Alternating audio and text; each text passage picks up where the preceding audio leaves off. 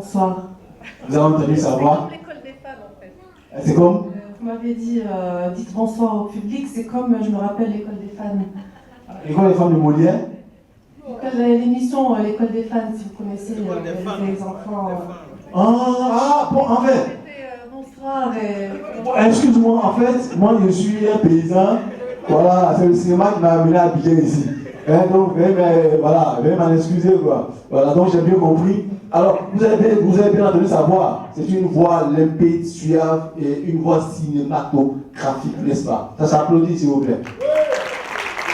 Quand j'ai lu le scénario, déjà quand il y a un scénario qui me plaît, je lis d'abord les 2 premières pages. Ensuite, je lis en diagonale. Et si les 2 premières pages ne me plaisent pas, je ferme. Voilà, je cherche pas midi à 14h. Mais celui-ci, le scénario de Aïda, donc j'ai lu, ça m'a plu beaucoup.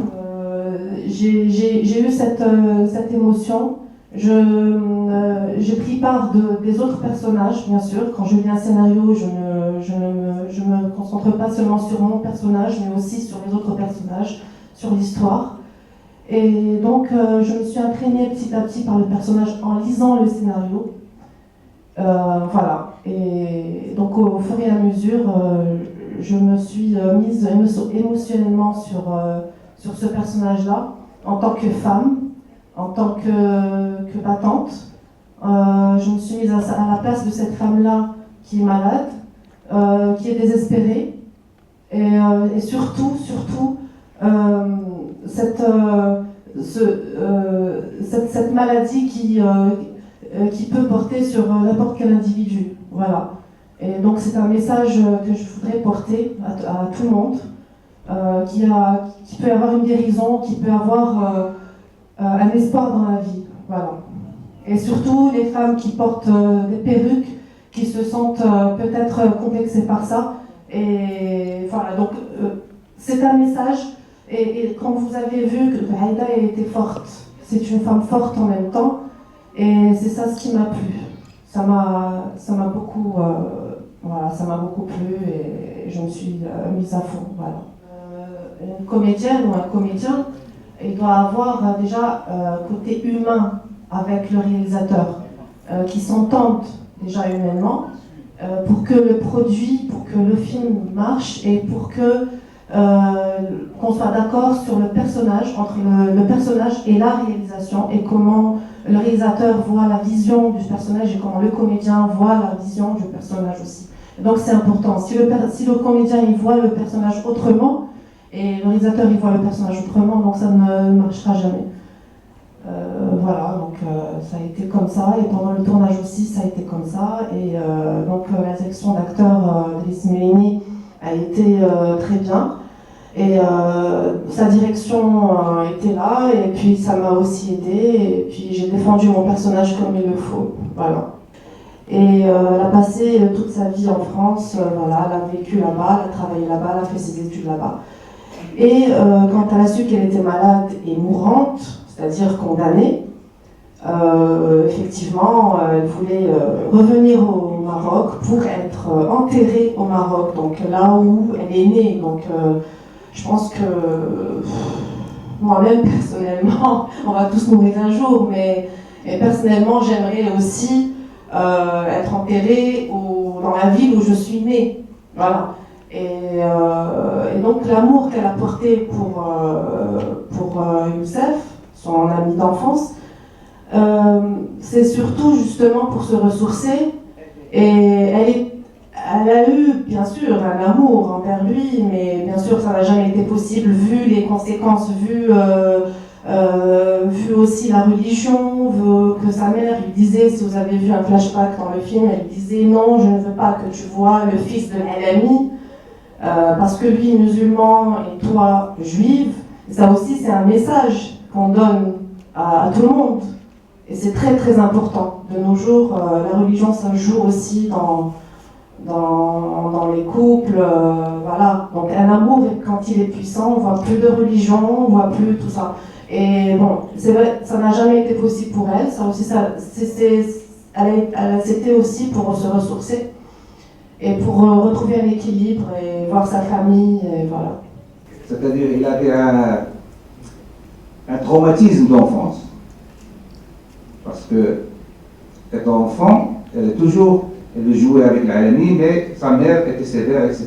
Donc, il y a aussi ce point-là. Donc, c'est ça la portée psychologique, si vous voulez, du film.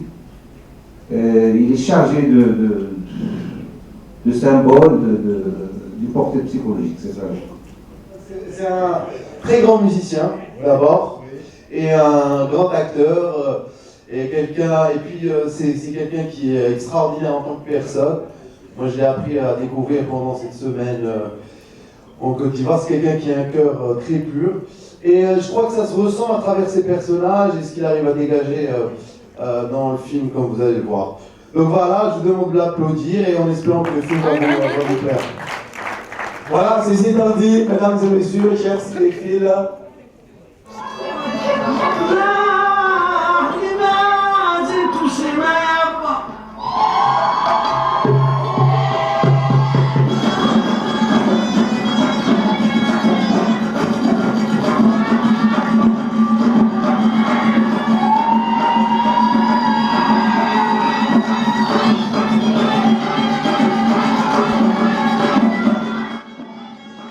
je profite pour remercier M. Hamon, PDG de H Studio, qui a permis à la délégation marocaine de visiter ses locaux ce matin. Et les échanges ont été très fructueux, n'est-ce pas? On l'applaudit aussi très fort, M. Hamon, H Studio. Bonsoir, vous êtes heureux d'être en Côte d'Ivoire? Je suis très heureux et puis je trouve que c'est un pays très content déjà, hospitalier. On a été super conçus et puis ça fait vraiment plaisir de présenter un film chez vous et de le faire voir à tous nos amis ivoiriens. Nous continuons à saluer tous les partenaires grâce à qui la semaine du cinéma marocain en Côte d'Ivoire a eu lieu. Voilà, la RTI, le Sofitel Hôtel Ivoire, la RTI, le FONSIC, le Palme Club, le Kitu, le cinéma ivoire, qui est une plateforme internet, et Nicadis TV. Je ne suis pas violoniste en fait. Quand quelqu'un m'a proposé le rôle, je ne savais pas jouer du violon carrément, je jouais du piano ou de la guitare. Il m'a posé la question, il m'a dit est-ce que tu pourras jouer du violon? Je lui ai dit est-ce que tu me donnes du temps? Si tu me donnes du temps, je vais le faire. Effectivement, j'ai eu plus d'une année de travail de violon. J'ai travaillé pendant 1 an et demi, 2 heures de violon par jour. Voilà. Mais c'est pas moi qui ai fait. Merci, on acclame très fort Gonceux qui a assuré tout le long de cette semaine la présentation des films et des entretiens avec le public. Mesdames, Messieurs, nous avons eu 5 jours de voyage à travers le Maroc sans nous être déplacés pour aller à l'aéroport ou pour un quelconque visa. Nous avons vu des décors merveilleux, nous avons vu des femmes et des hommes marocains merveilleux.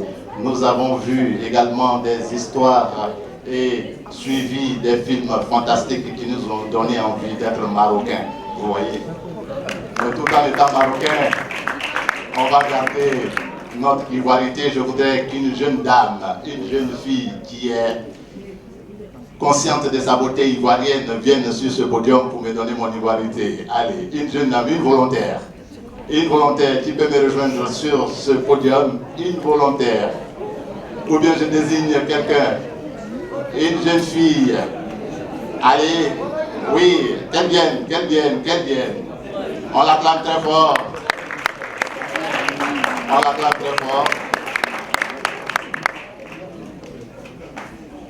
Voilà.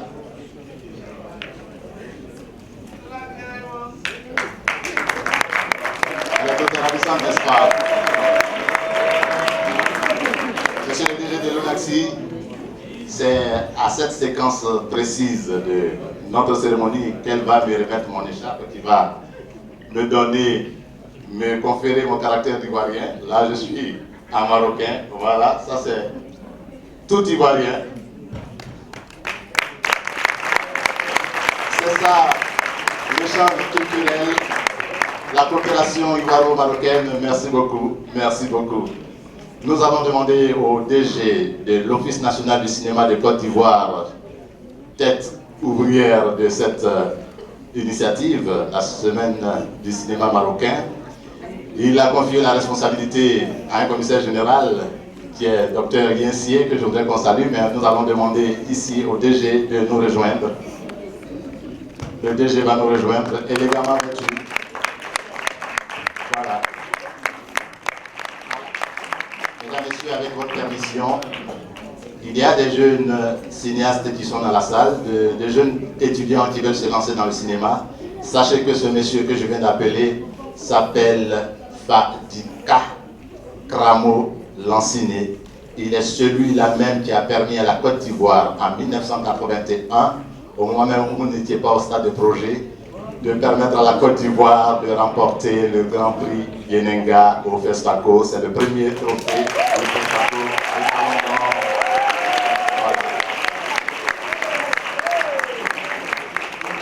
Aujourd'hui, il est le directeur général de l'Office national du cinéma de Côte d'Ivoire. Monsieur le DG, avant votre mot, nous allons juste dire qu'après, vous allez recevoir la délégation marocaine et remettre à chaque membre de cette délégation un diplôme de participation à cette semaine. Donc, nous vous laissons le micro pour les sentiments que vous éprouvez en ce moment. Merci, monsieur le directeur des opérations de l'Office national du cinéma de Côte d'Ivoire. Je suis très fier qui, en plus donc, de son rôle de directeur des opérations de l'Office, a un excellent talent de communicateur et il est notre maître de cérémonie attitré et on ne le remerciera jamais assez parce qu'en fait il fait beaucoup pour la boîte, il fait beaucoup pour le NACCI. Tant d'abord au niveau de ses charges personnelles, les charges qui lui sont attribuées donc découlent de son rôle de directeur, mais en même temps aussi il est toujours à la tâche pour nous accompagner dans nos événements. Je voudrais que la salle lui fasse un applaudissement s'il vous plaît.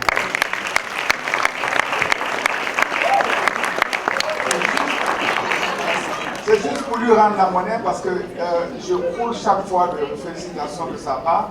Et si nous n'étions pas dans une salle où les fauteuils sont déjà rouges, j'aurais rougi moi-même. Voilà. Ceci dit, mesdames et messieurs,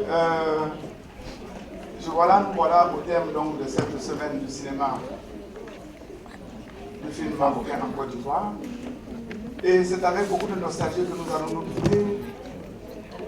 Je voulais simplement remercier des voix, une voix autorisée tout à l'heure, celle de monsieur le conseiller du ministre va le faire, mais je voulais au fond du cœur remercier tous ceux qui ont participé à la réussite de cette fête du cinéma.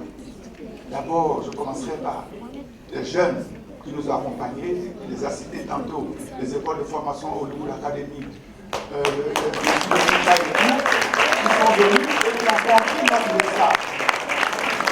Notre message, c'est quoi? C'est que pour faire des grands films, il faut avoir plus de grands films. Et les écrans de cinéma n'existent pratiquement plus dans nos contrées, du moins pour le moment. Donc nous avons pensé qu'il faut leur montrer des films, des productions majeures, des productions très très grandes. Et le cinéma marocain n'était pas vraiment le cinéma tout à fait indiqué pour faire cette leçon-là. Donc je les remercie. Je remercie aussi tous ceux qui ont participé. Je vois M. Hamon ici, qui a permis, donc, on a visité les studios. H Studio, c'est pas pour dire aux Marocains que nous aussi on a beaucoup de choses, mais le peu que nous avons, on en est fiers, la RTI, etc. Et toutes ces personnes qui ont accepté vraiment de prendre leur temps, de consacrer quelque chose à nos amis marocains. Donc je ne les remercierai jamais assez.